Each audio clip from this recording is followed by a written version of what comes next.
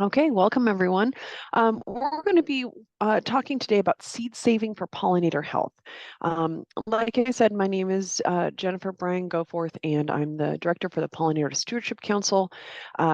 We have been trying to offer kind of a quarterly uh, presentation. Sometimes they are a workshop like today, kind of focused on some sort of skill that you might be able to kind of improve or acquire with relation to pollinator health. Sometimes we have some workshops that are sort of targeted specifically for beekeepers, but we like to kind of mix it up because we know folks, not everyone can keep bees currently. Some folks want to just sort of support bee health and pollinator health, and so we like to kind of offer cast a wide net and offer a lot of different kind of workshops.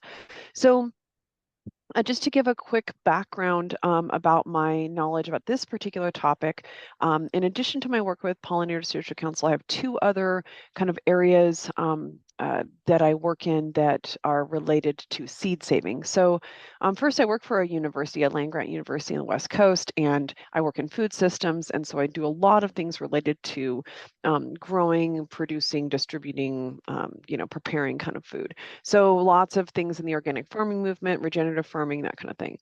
And then I also have had an organic farm for the last 25 years. And years ago, we decided that we did not want to grow food for money. We found that we could do other things for money, for an income. What we really wanted to do was to focus on food production as a human right and to increase food sovereignty in our area. So we started giving away seeds, and that's sort of become our biggest endeavor over the last couple of decades. We still grow and produce a lot of food, but a lot of it goes towards seed saving. And so we grow, package, and distribute about 10,000 packages of seed every year, and we give it away for free. And I forgot to include information about this uh, project on the slide deck, but I'll put a link in the chat at the end of the presentation if you want to learn more about that or you want to request some seeds next year. So with this, we have really grown from some really basic, a few hundred packages of seed or something as sort of a backyard gardener kind of level up to this bigger production. And we do it really all without, with little to no funding. It's out of pocket for the folks who live here, and we don't have any big equipment. We don't farm with big, even with tractors. Honestly, we have a no-till regenerative farming model, and we do this all with equipment that can be is easily available and affordable for backyard gardeners. So I have a lot of practical experience with this as well. In fact, as soon as I'm done teaching this workshop, I'm going to go out to the garden and check on the pole beans and see how we are in wrapping those up for the season.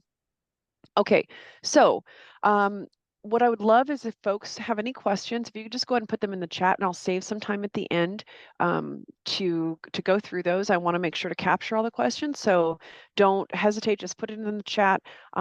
If you don't, if that's not your preferred way, or you're on a cell phone, it's a little hard to do that. I will save some time at the end, and you're welcome to unmute yourself and ask those questions. So I'm going to also try to keep this to an hour. So I'm going to move pretty quickly through the stuff. Thankfully, it's some pretty basic concepts. So let's go ahead and get started. So we're going to talk kind of look at 4 different kind of areas when we're looking at this presentation. So we'll look at some challenges facing pollinators today, and that will kind of help inform the next the next thing we talk about, why save seed? Like, how does this help pollinators? And then what seeds can be saved by the backyard gardener? And then how do you save and store seed, and how do you tell it's ready for harvest? How is it stored? That kind of thing. So we want to kind of talk about a little bit about a lot of things. So looking at some of the reasons for, and then also a lot of practical information on how to do it. So we'll start with taking a quick look at pollinators today. We'll look at why pollinators, why they might benefit from seed saving. How are they impacted by pesticides? Why, we taught a gardening workshop last spring about gardening with pollinators, and so, why is that even necessary to consider when you're thinking about your actions. So last year, beekeepers in the United States were faced with an average loss of 48% of their hives. We often hear that bees are, periodically we'll hear some news. Oh yeah, no, bees are actually fine. They're fine. But really what's going on is, managed pollinators are nice in that they have easily observable metrics. It's harder to get a study to show what's going on with native pollinators. Because we have to create a system that, where we capture that. We have to go out into the field and we have to measure and capture. With honeybees. They're already being observed. They're already in these sort of units that are observable and measurable, and beekeepers are already doing that. And so when we see what's going on with honeybees, with managed pollinators, we can extrapolate that and get a bigger idea of what's going on with native pollinators as well.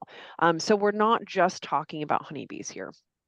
So 48% of the hives, though, for honeybees. And when when commercial beekeepers work in next to pesticide intensive farming practices, like if they're working in, next to a dicamba, sprayed, soybean crop or something, the losses often run much higher. So often 70 to 95%. And so this is big, right? And so this has shifted over decades. And so beekeepers are actually spending quite a bit more time and energy and money, replacing these losses than they did kind of historically as beekeepers. So how do those pesticides impact pollinators? So we have these different kind of categories. So I mentioned dicamba. Dicamba is an interesting one because it actually kind of comes under the last one, food availability. So what happens is uh, it will reduce the forage because it reduces the number of flowering plants. So it doesn't necessarily, it gets sprayed and doesn't necessarily like, kill a bunch of bees, but ultimately the use of it makes bees don't have food available, and then they can perish because of that. But really, probably of all these, of lethal, sublethal, and synergistic, the main one that we see probably the most, that also really the hardest to measure, is sublethal. So lethal is pretty obvious, right? You spray something and then the bees die. We see this sometimes in a residential area where they'll spray for mosquitoes, or your neighbor will spray their yard, and then the beekeepers next door, they'll go outside and there's just dead bees everywhere. So that's something that happens that's very obvious. Sublethal is harder to see, and unfortunately, even commercial beekeepers often are unaware that this is happening. So most pesticide exposure happens at the sublethal level, and so it doesn't kill them, but it inhibits things like foraging or reproduction. It changes their social behaviors, and all of these affect hive survival. We also, was a recent study, I think I mentioned it on a later slide, about how sort of this really important study that just came out, proving the link between sublethal exposure and increased varroa mite numbers. So this is a really big one because it's not quite as obvious. And so there are lots of different types of pesticides, but this classification, neonics, is one that is particularly concerning. A few reasons: massive quantities of neonics. Millions of pounds of the chemical are applied to 140 plus commercial crops every year. And we also have neonics in residential products, flea and tick shampoo, that kind of thing. But when we're talking about these massive quantities in agriculture, this is where we're seeing them.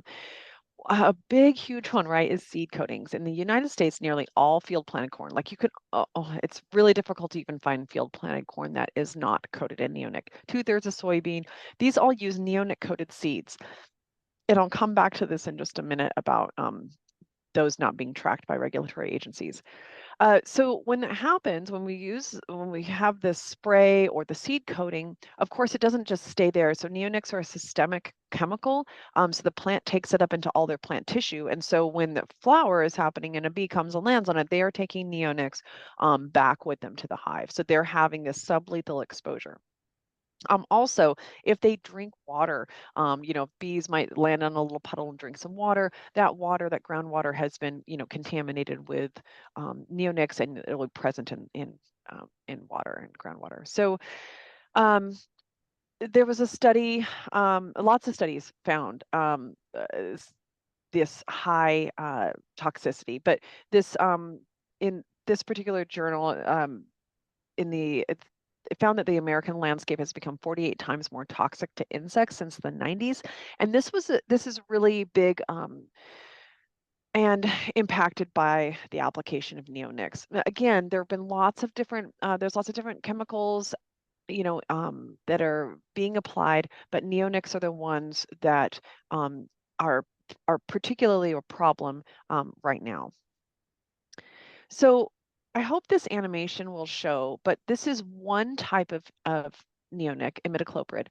And you can see it will start off with 1994, there's none, right? It kind of starts to build. And then we see it just getting more and more and more use of imidacloprid.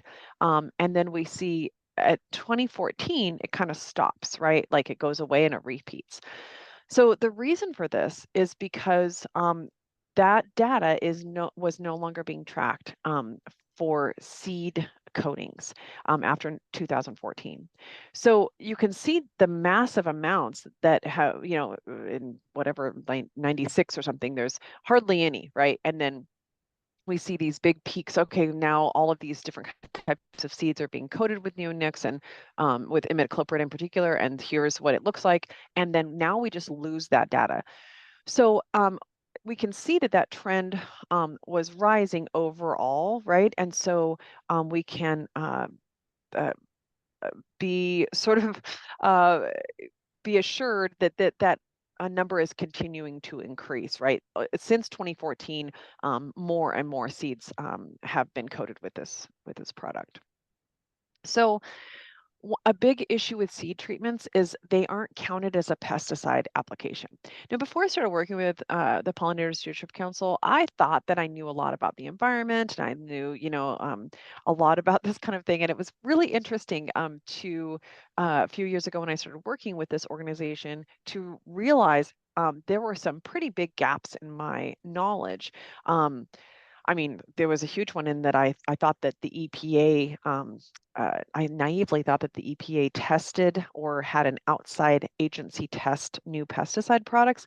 I didn't realize that what happens is if I had a chemical that I wanted to get registered and approved for sale, that the EPA would rely on my own company's studies to show that the pesticide was safe. I didn't realize that there was no like objective third-party testing or anything like that. So there are some pretty big issues with some of the regulatory uh, agencies that we have in place, and how that affects farmers and how it affects bees and humans and all living things. So seed treatments are not counted as a pesticide application. There's a loophole. They fall under a device, and so there's no required pre-market review. So a pesticide, if I was to register that, I would have to go through you know uh, FIFRA, and but seed treatments do not require that, so they're not tracked. We don't track how many are being applied, how many millions of pounds, and they don't require efficacy data for registration. So this is a pretty big issue, and this is one of the things that the Pollinator Stewardship Council is kind of working on, and with other organizations, and trying to remedy. So just some facts about that. So neonicotinoids are so toxic that one treated corn seed contains enough insecticide to kill over 80,000 honeybees. That's a big one. And then we're talking when we look at other non-managed pollinators. So this native pollinator, the western bumblebee, this study came out 4 years ago. The last 20 years, it's declined by more than 90%. Some bee populations have fallen more than 80%. Honey beehives down by 59% compared to 60 years ago. And let's see, analysis from Penn State, 1,300 pollen samples, 91% were contaminated. Average of 6 pesticides per pollen sample, so pretty big. This is this is that study that I mentioned that just came out a few months ago. So research shows a direct link between neonic exposure and increased varroa mite load in honeybees. And so we often think, varroa mites, as if folks on this workshop are beekeepers, we often think that varroa mites are like, they're a huge issue that are facing the health of bees. So we mostly think of those as the primary cause of honey or of colony loss. And so, but what we're finding is that they are actually a secondary opportunistic threat caused by these weakened immune systems because the bees are exposed to like sublethal exposure to neonics. So anyway, some interesting information around the neonics and how that might affect bees. Hold on one second here. Okay. So moving on, so we're looking kind of the state of the bees and why we might want to help them and why, so we'll look at why save seed, right? And how can this help pollinators? I'm just going to look through really quick. Sorry. I'm going to look to see if I'm getting a little bit of echo. So I just want to make sure everybody's muted so that it doesn't echo through. Okay. So some reasons with when we're considering bee health, pollinator health, and seed saving. So it can maintain biodiversity. So when you're saving seed from a variety of plants, you help sustain the genetic diversity. We really need, biodiversity is like obviously incredibly critical, and we'll talk more about how that is with our food system on another slide. And then we have support native plants. So saving seed from native plants. So I think people here might be thinking, oh yeah, let's save seed from our backyard garden, but actually also you can be saving seed from native plants. You can, it also reduces your reliance on the commercial seeds. So many commercial seeds are treated with pesticides that are harmful to pollinators. So if you are not purchasing organic seed, likely it has been raised with some kind of pesticide, likely neonics. And so saving seeds reduces the need for these non-organic commercial seeds, which honestly is also a financial savings, right? Certainly, it can get pretty expensive to purchase lots of varieties of organic seed. It encourages organic and sustainable practices. Seed saving is often part of organic gardening. It ensures the availability of nectar and pollen sources year after year. So this is a nice one. This is happening typically right before, as bees are really getting together their kind of winter stores. And so it can help give them this, this extra winter food source that they need to thrive. Seeds saved from plants in your local environment, they're more likely to thrive. So we call this adaptive seeds, right? Adaptive seeds are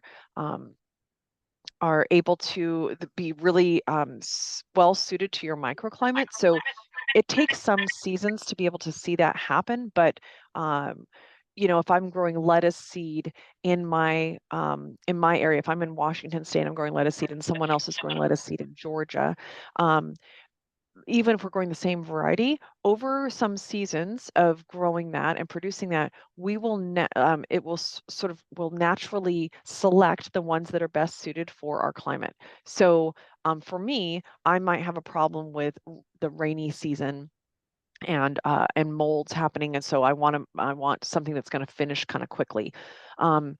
in Georgia, you might have a different criteria that you might want to see with your crops. And so they will adapt, and we will select the ones that are best suited to our bioregion. It increases food security and conservation of heirloom and rare species. So we're going to look at a couple of these real quick. So the preserving cultural identity and diversity. So this is an interesting infographic. I probably should update this, but it's so good because it's even though it's old. So because it's gotten even worse. So we see in 1903, here are in commercial seed houses, these are hundreds of varieties, right? So we see that, let me just take a look at this. Hold on, give me 1 second. I'm gonna try to see who, I'm still getting feedback here.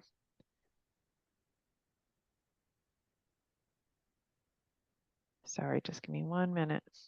I think everyone is muted now. If you could just also just check on your own to see if you're muted. Okay, great. I might have fixed it. Okay, so we can see that in 1903, right, there were 288 varieties of beet that were available in commercial seed houses, and then 80 years later, 17. This doesn't mean that only 17 varieties of beet exist in the world, but when they're being grown commercially, which is mostly how we get our food from going to the grocery store. We get our produce that way. And our food, that's just the way that our food system is in these sort of modern times. And so when we go to the grocery store or when we buy a canned beet or whatever, it's a very small number of potential varieties. This makes for a very fragile food system. When we see that there are only 12 varieties of sweet corn grown commercially in the US, if something if some disease wiped out, targeted these particular, half of these varieties, if those varieties were particularly susceptible to some sort of disease, we can see that, very easily we could have massive losses. Also like the flavor profile. I mean, this is the reason that they all are, it's all been reduced, right? Is because some things like we are growing for transport now. We don't, in 1903, people were growing food and they weren't necessarily trucking, a cabbage across the country. Now we need cabbage to look the same. We expect all of our cabbages in the grocery store to look the same. They need to be able to hold in storage for an extremely long time. We expect to be able to have things like strawberries year round. So we have a different way that we expect our food to look and to taste and to and as with regard to the availability. So this is why all of the our modern food system has developed because we because we move it all around the world, and the way that we don't really have limits with food in our grocery store in the way that we might have in 1903. So, rare heritage, indigenous, wild, or regionally specific plants are particularly vulnerable to extinction. So let's look at a couple of other. Actually, I'm going to stop here for 1 quick second. I'm going to also mention that this happens sometimes, like where something becomes very critical. So delicata squash is something is a good example of this. I feel like it was maybe like about 20 years ago now. Delicata squash. There were only a few growers in the U.S. that grew delicata squash. This is something that people who don't live in an area where seed production is a thing. Like I live in a county where we produce like half of the beet seed, half of the spinach seed, like worldwide. So seeds are a real big thing in my county. So so people may not be aware that, it might only be a few farmers that grow delicata squash seed for the entire United States, right?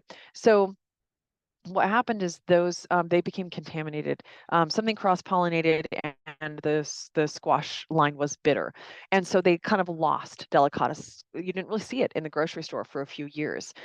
People probably don't remember that, but that it happened. And what they had to do, the commercial growers, they started reaching out to seed savers, home seed savers, to try to get enough seed. And then they had to sort of grow out a couple of seasons to get their their quantity back up, and then be able to have it on the market again. So that can happen, and it has happened in recent years. Okay, so some key terms in seed saving. We have annual, biennial, and perennial. So an annual is a plant that completes its full life cycle, including germination, reproduction, death in one growing season. So lettuce is a good example of that. We plant the lettuce in the spring, it makes lettuce. If we don't eat all of the lettuce, it will bolt and make a flower, and the flower turns into seed. And by the time the fall is in place, it is dying and moving on to compost. Biennial is a plant that requires winter dormancy, so it usually completes its life cycle in 2 full growing seasons. So first, like kale is a good example of this. It grows vegetatively during the first season, kind of goes dormant in the winter. In the spring, it starts to produce flowers, and then in the summer, it's seeds, and then it kind of dies. Perennials are plants that can live for more than 2 years, usually producing flowers and seeds for many years. Now, I should say also that these are very this is just some really basic terminology that's useful when you are saving seeds, and it's really geared toward backyard seed savers. There's very different things that you could do if you were looking at this from like a commercial or more advanced kind of operation. So species, this is a class. So these are things you might need to know when you're thinking about what can be saved. So species are a classification of related plants that share common characteristics.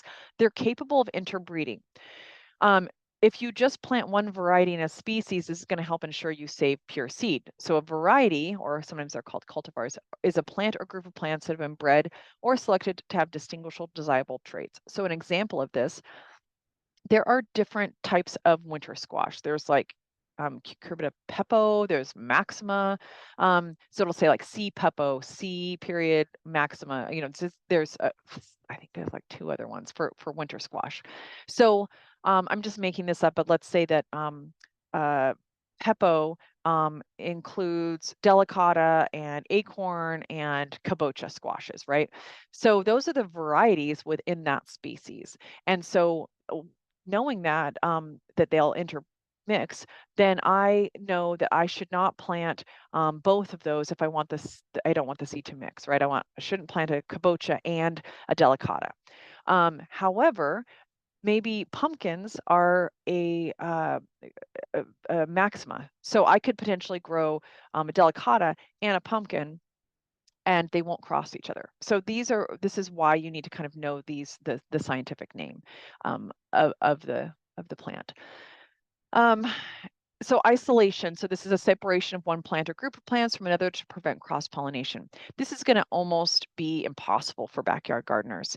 I also say if you live in a seed producing area where there's like production seed farmers in your region, there may be some pretty big limitations on what you can actually grow. In our area, in our county, if somebody we produce a lot of brassica seeds, so like broccoli or Brussels sprouts or that kind of thing. So a bunch of those will cross with each other. Some really popular ones will cross. So backyard gardeners are prohibited in our county from saving kale seed, for example, because the bees can carry those like a mile away down the road to the farmer's field and then cross-pollinate all of your kale with their broccoli. So it's going to be challenging if you live in an urban area. There are some tricks you can do to, if you're really concerned about cross-pollination, to net or something the plant as it's but then we're kind of taking away the food for the bees. So I find that I don't have such a big problem with this. But note that when it says, oh, you have to grow this 2 miles away from the next one, most backyard gardeners are just not doing that. And we mostly have an okay time of it. We mostly don't have a problem with cross-pollination. Key terms also hybrid. So this is an important one. A hybrid is a plant or variety created by crossing two stable, genetically distinct parents. So the two parents make an offspring, and that is also called an F1 hybrid. So these are two parents. You might have a tomato that's an early producer, and then you have a tomato that is resistant to blight, and then you cross those, and you have this early producer child that's resistant to blight. The first generation tends to take kind of the better uh, qualities from each parent.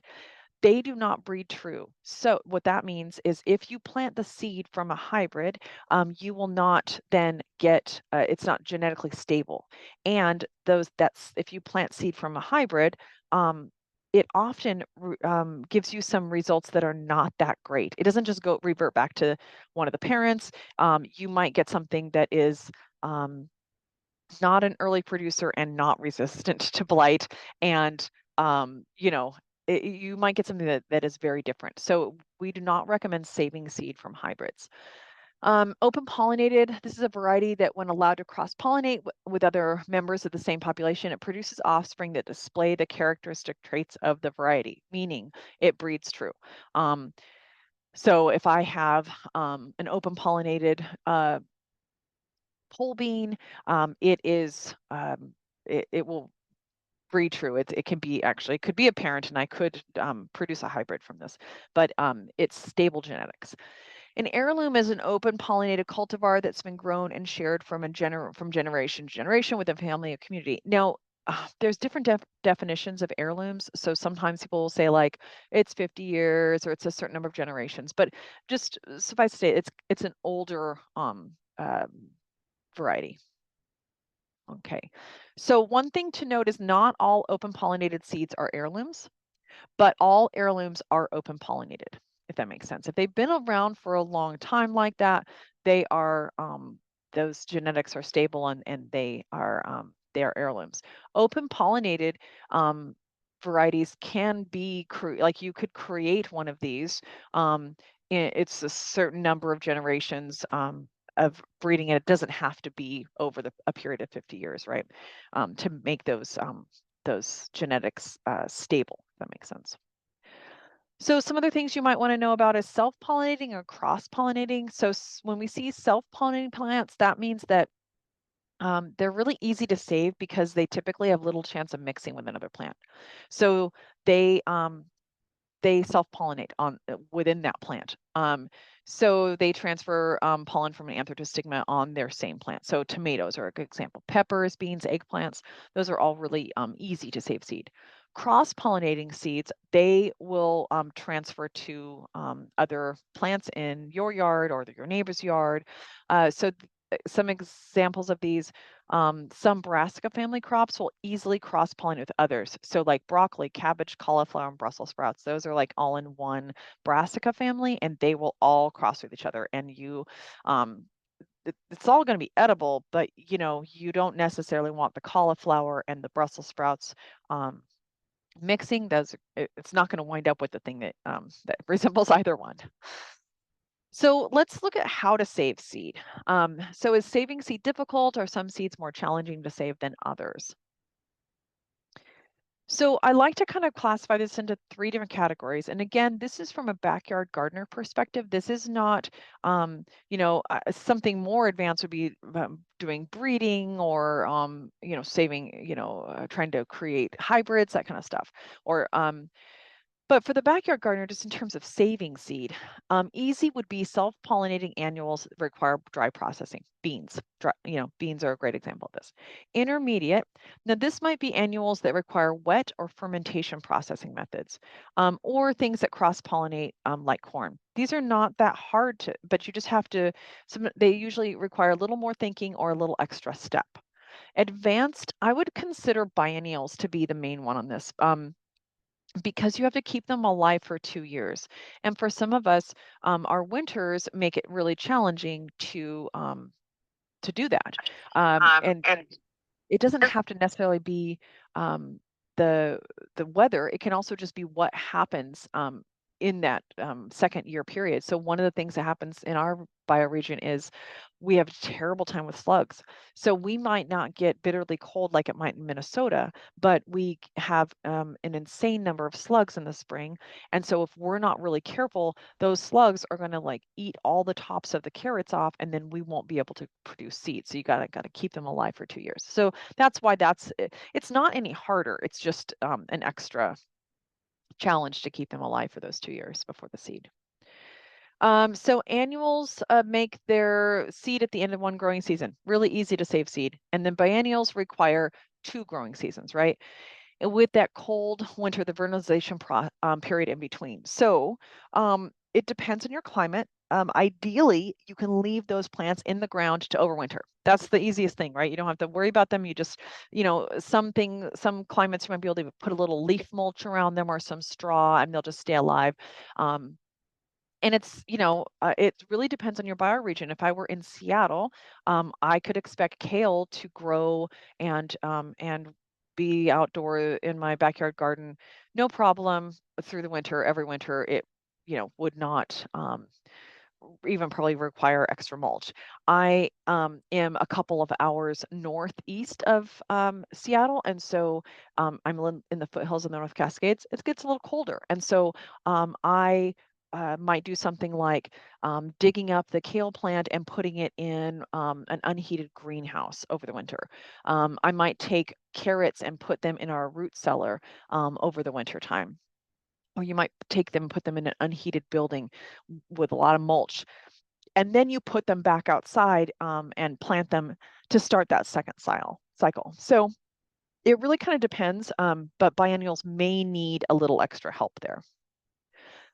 So when is seed ready for harvest? Now this is a tough one because there's so many different types of seed there, and trying to determine when it's going to initially be kind of impossible for you to just memorize all the things. So the first few seasons, as you're getting to know the types of seed that you want to save, you're just going to have to look at pictures and check back some references. And I have a good free publication at the end that you might be interested in,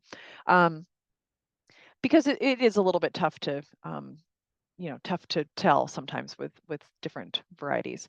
So this one is a picture of calendula. So this one's pretty easy to identify. We have the bud, very early stage of seed development. If you save seed from the bud, it probably would nothing would grow. The bloom, that's the next stage of, again, though early seed development. Again, if you try to save the seed from there, it would be so mature it would not have any germination. Immature, so young seed is present, but the cycle's incomplete. You might have some germination if you harvested this stage, but it would probably not be ideal. It would be pretty low. Mature seed, the cycle is complete. Most or all seeds are mature and ready for harvest. And this is where you're going to find your really good higher germination rate. When you're processing seed, we have different options depending on the type of seed. So if I've got a bunch of pole beans, right? So that's a really easy one. The bean pods, ideally, you have green beans in them, and then they get over mature, and then they get kind of tough, and then they get kind of leathery, and then they get kind of dry. And if you crack it open, you'll see that it looks like the dry bean that you planted, not like a bean that would be a green bean on the table.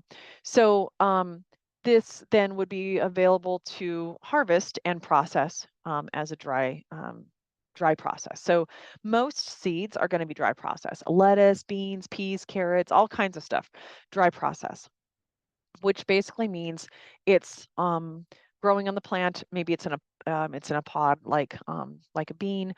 Maybe it's in a cluster of flowers. A little seed head at the top. But essentially, you're processing it by breaking it apart and removing the seed from whatever container the plant has been holding the seed in. Wet processing. So some seeds, there's only a couple of these I think that are really useful. They benefit from some wet processing. Tomatillos are a big one. So tomatillos are interesting. This is a picture of them. Where you let the tomatillos get kind of overripe, and actually you can just put them in a food processor with some water and chop up the fruit into kind of a slurry, and you add some more water to it, and you can see, I hope you can see on the very bottom of this green um, liquid, there are some yellow tiny seeds. So the seeds just sink to the bottom. If I were to try to pick out tomatillo seeds out of a tomatillo, it would be tedious. It can be done. It's not, it's not like you can't do this, but this makes it much more uh, efficient to process. Now, some seeds do benefit from fermentation. So the two most common, are really the only two I do, are tomatoes and cucumbers. So the reason for this is because like tomatoes have a seed coating that requires the fermentation in order to remove that seed coating so that it can germinate. So it's not that the seed wouldn't germinate, it's just that you wouldn't have as many seeds germinating. So if you had 10 seeds, maybe if you don't ferment, you get like maybe 3 out of every 10 seeds. I'm just making these numbers up. 3 out of every 10 seeds will germinate, but if you ferment them, maybe you get 9 or 10 out of 10. And I might have a slide on this. I don't on this. So there will be some in a publication that I have at the end. It'll talk about how to ferment them. It's very, very easy. There's nothing. It's not challenging at all. You basically are just making combining the seeds and the juice a little bit with some water and letting it sit with some cheesecloth on it for 3 to 7 days or something, and then rinsing them and laying them out to dry. So it's very straightforward. Okay, so after harvest, let's look at drying, processing, and storing. So usually the first step is going to be to dry the seeds before removing shells. So this is for our dry processing, right? So now again, this might be different in your microclimate, because when I go to visit my great aunts in Tennessee, and they live on the top of this mountain, and I go they want me to gather some of their dry beans to save. Those beans are like dry. They are dry, and in fact, I would even say that are cured almost. That is not the case in the Pacific Northwest. So you might have to do this slightly differently depending on your bioregion. But usually we would harvest, like pole beans, we would harvest the beans and put them on trays to dry first. And that allows them to kind of finish out a little bit. So what we want to see is cool, dry, protected. We want to see ventilation, and we want to monitor them. We want to monitor them because if any of those start to mold or mildew, it will then contaminate all of the seeds. Now, it's not the same with food, right? If food is moldy, we don't want to just sort of cut it off and then eat the rest of the food. We now know that's not so healthy for us. But you don't have to throw away all the seeds if they get moldy. In fact, if some of the outside, the pods get a little moldy, but the seed itself looks okay, that's okay. We're not going to eat it. We're going to plant it, so it's fine. But we don't want the mold to kind of take over and then destroy, our little seed crop there. Once you dry them, so say we have our beans and we need to get them out of the pods. So you can just sit there and, for some seeds, you can just do it very easily by hand. And if you're just doing a small amount, it's totally fine to do them by hand. But there's some quicker kind of ways to thresh and winnow. So threshing removes the seed from the stalk or the pod, and then winnowing removes the extra material, like the little bits of vegetative material like chaff or the husk from the threshed seed. So sometimes we're talking about two different things, two different steps. So here we have a picture on the top. There's somebody who's got, I don't know, let's just call it parsnip seed, and they've got it wrapped in a sheet, and then they're hitting it with a rubber mallet. And so they're going to hit it, and all of those seeds are going to break out and fall into the sheet, and they'll open it up. And then what will happen is, in that top picture, they will have threshed it, but there will still be some broken bits of the seed stalks. And so that's where that winnowing stage would then next happen. We also see a picture on the bottom left, similar thing, just kind of open for the threshing. And then this one, we have the threshing with bean seed in a plywood box. We do this actually a lot on our farm, and it's I would not recommend wearing Crocs. I'd recommend wearing some heavy boots, but you just kind of jump around and stamp on it. It's pretty fun. And the seeds, if your pods are dry, they just kind of crack open and fall out. And so then some things are going to need some winnowing. So you might not really need a bunch of winnowing if you're doing um, dry beans, for example, but some of these other ones that have smaller, you know, more delicate seed heads are going to require this. So here's a couple of different things with winnowing. You can use different thicknesses of screens. You can use or grades of screens. You can toss it, kind of this bottom right-hand picture, they're kind of tossing it, and you can use your own breath to kind of blow as you're doing that, and it will, all the light little bits of vegetative matter will blow away in the wind, and the heavier seed will fall back down. Here we have a picture in the middle of someone using a box fan, and they're just pouring that, and so all of the, you know, a lot of the seed maybe is falling into one bin and the rest is kind of being blown further away. Yeah, so there's a lot of different ways to do this, but the reason for winnowing, the reason that we might remove some of that extra chaff is because it could get moist in storage and kind of damage our seed. So we want to have, clean seed when we're storing it. It's best practice. It's more important if you were selling seed, right? Because people are generally, or seed companies are generally selling seed by weight. So we don't want to pay for lettuce seed that's a third of it is chaff. We want all of the seed, right? But if you're just saving some for your own use, you don't have to worry about getting it quite so clean as we would because we're not marketing it like that. Okay, so then once you've done those things, once you have, shelled the bean seed or you've, threshed and winnowed the lettuce seed, then we want to dry and cure again. Because now it's been removed from its little, package, and we want to make sure that it is absolutely cured and bone dry before we put it into storage. If we put it into storage when there is still moisture, then we are going to see some mold and some waste and some loss. And so a good rule of thumb with, for example, bean is that you're not going to be able to penetrate the bean with your fingernail. Um, they're all going to be a little different. This is going to be kind of, you'll have some trial and error with this. You know, I think you might have some struggles in the very beginning. This becomes pretty obvious. And especially if you live in a very dry climate, it's going to be much easier to do this and to ensure that things are going to go well than if you live in a really humid climate. Same kind of thing. We want the cool, dry, protected ventilation. And by ventilation, I often mean like, it needs to be an area where there's like a fan and that kind of thing. And you want to monitor it. So here's a very recent example that happened at our farm. So we have some interns and we were harvesting sunflower seed, and sunflower seed this fall, it's just, it's a beautiful day today, but we've had a lot of rain this fall. And so and we don't, the birds want to try to get, a lot of the sunflower seed. So we wanted to get the sunflower seed, some of it in early, and it was going to rain for the next week. So we couldn't just dry it on racks in the barn. So I said, let's put it in the dehydrator on we have these big sort of commercial sized homemade dehydrators. Like, let's put it in the dehydrator on a really low, temperature setting, like 90 or something, and with the fan going. So really what's happening is it's kind of in a warm, lots of good ventilation with all of that, and it would be better than it would be just out in our sort of rainy, moist barn air.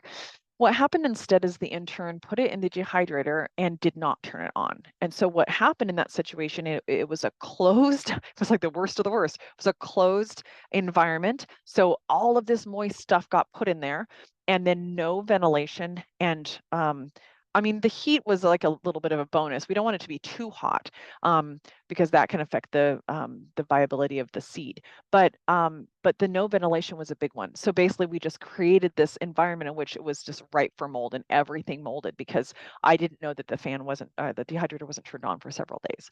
So it's really important, the ventilation part, but also to monitor it. Come back and look and make sure that what you think is happening before it's too late. Okay, so seed storage. Time, I'm doing okay on time. Uh, we want something that's cool, dark, dry, insect and rodent proof. So envelopes are great. They work great for small amounts, great for sharing. They can be susceptible to damage from moisture over time. I think envelopes are great if you're giving seeds away and every year. But if you are storing seeds for your own self and they're going to, especially if you're going to be stored for more than a year, you want to put them in an airtight container instead. So glass jars and similar containers work well for long-term storage. Some other useful tools. So silica gel, you can totally put silica gel in those jars and containers. Um, Also, jars and containers are good for wet and fermentation processing. Screens. So you can purchase expensive screens for seed saving. Strangely, they're very expensive sometimes. You can also just look for supplies in your kitchen. Even though we produce all of these massive, quantities of seed for, for a non-commercial operation, we don't have any professional equipment. We process everything by hand, and I don't own any of those nice sets of screens.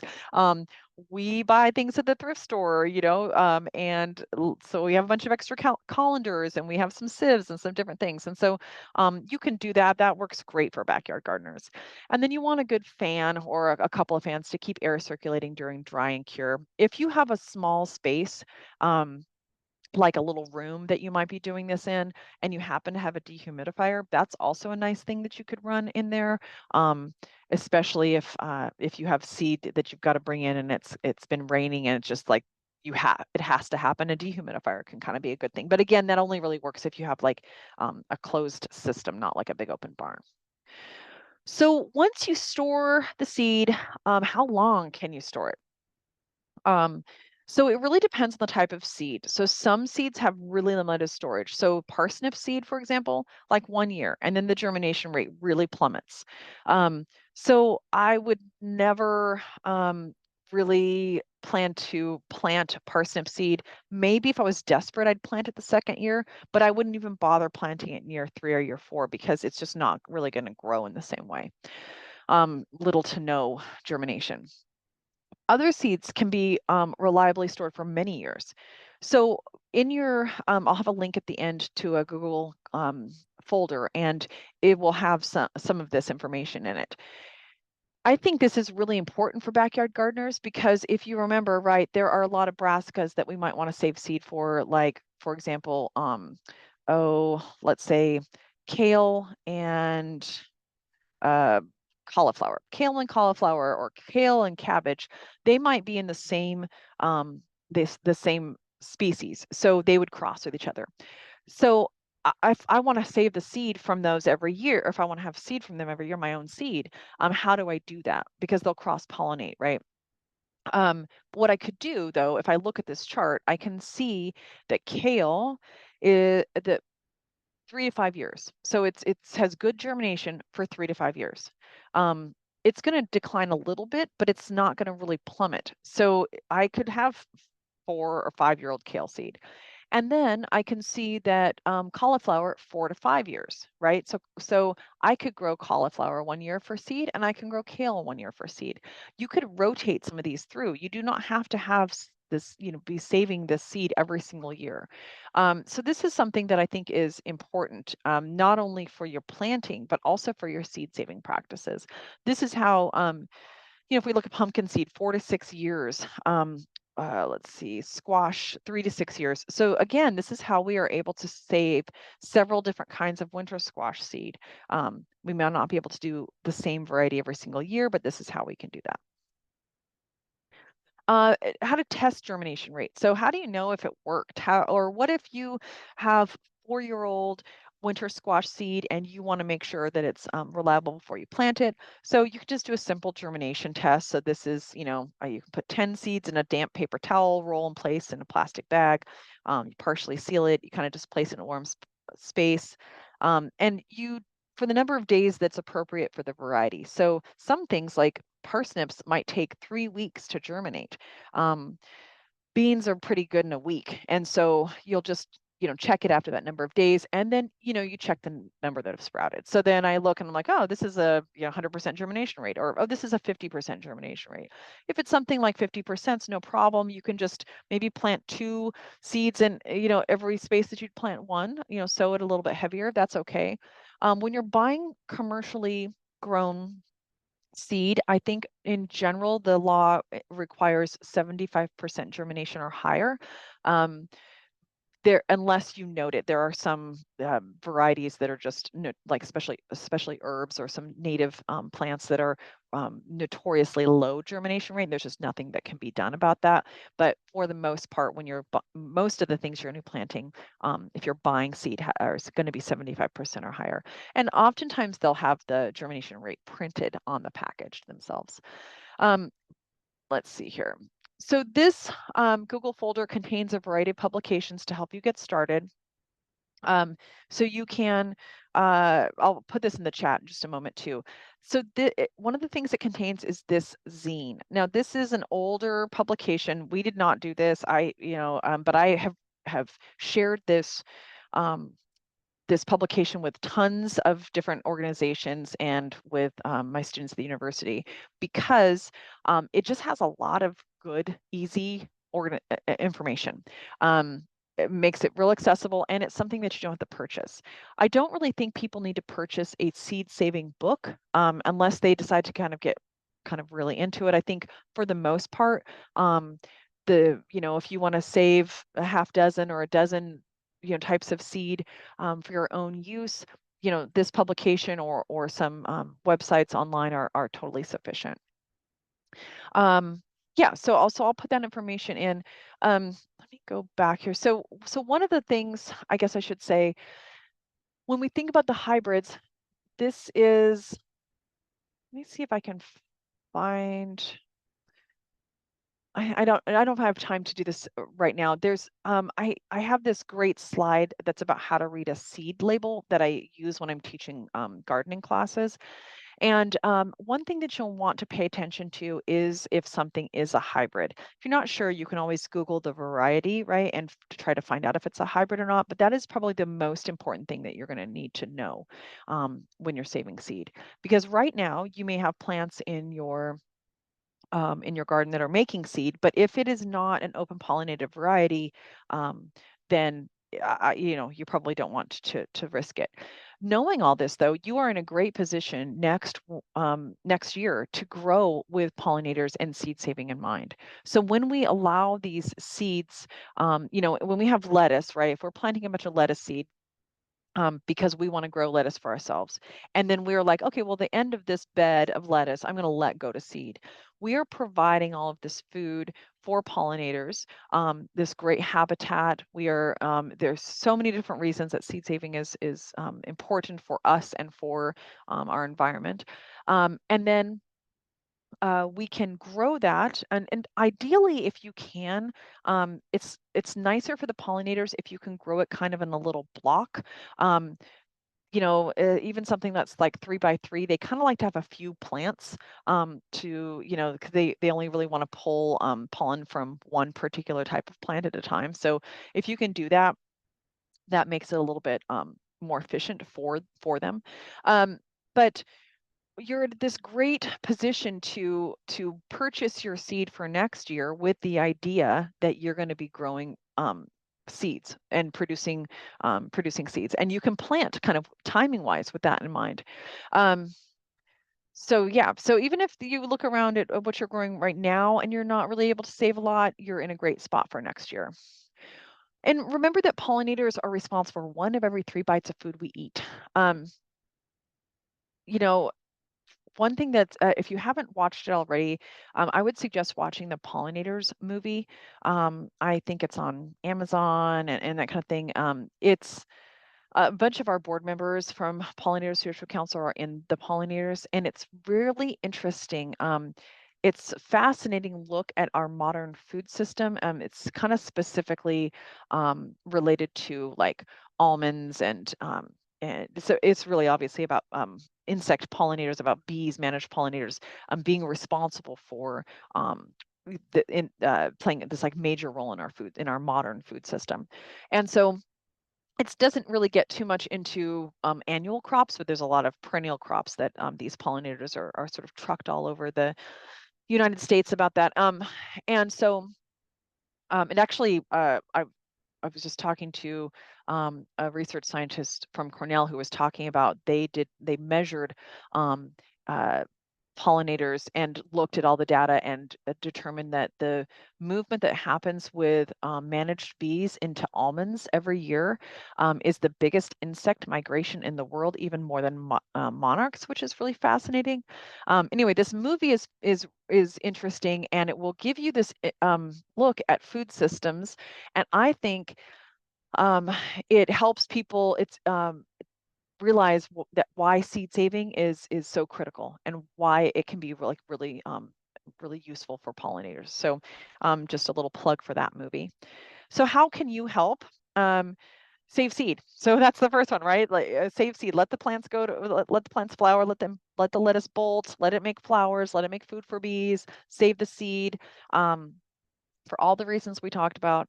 You can also collaborate with the Pollinator Stewardship Council. You can become a member or donate. Um, you can educate. So we are just about ready to start offering these free print publications for like, bee organizations, that kind of thing. So you could, order, 500 copies of, a handout on gardening for pollinators, handout to give to members and at events and that kind of thing. And those will be available. But we also have a bunch of resources on our website currently where you can find like downloadable, publications or things that, graphics that you can share on social media. If you follow us on social media, you can find links, you can, reshare a bunch of things. So educating is one thing that you can just, you know, uh, can do ongoing. That's really great. But yeah, becoming a member or donating is an awesome way to collaborate. And then if you're interested, especially if you are in an organization and you're interested in hosting a speaker, please reach out to me. I'll also put my personal email in the chat. And so I'm going to put a couple different things in the chat for you there, but and you can reach out to me directly there. If you're interested in hosting, we sometimes our board members will give an informational talk on topics sort of related to the work that we do. Sometimes we have some pretty iconic board members. The last uh, workshop that we offered in, I think it was like July or August, was we had Brett Adey, who runs the largest beekeeping operation, I believe in the world, definitely in the United States, and then Dave Hackenberg, who was the person who discovered colony collapse disorder. So we have this amazing body of knowledge. And so we can have some of those folks available for offering a presentation or a workshop. So please feel free to reach out with those. I'm going to stop sharing and then I'm going to put a couple things in the chat and answer some questions really quick. So any questions you have, please put them in the chat and give me 1 second just to get some of these in here in the chat for you.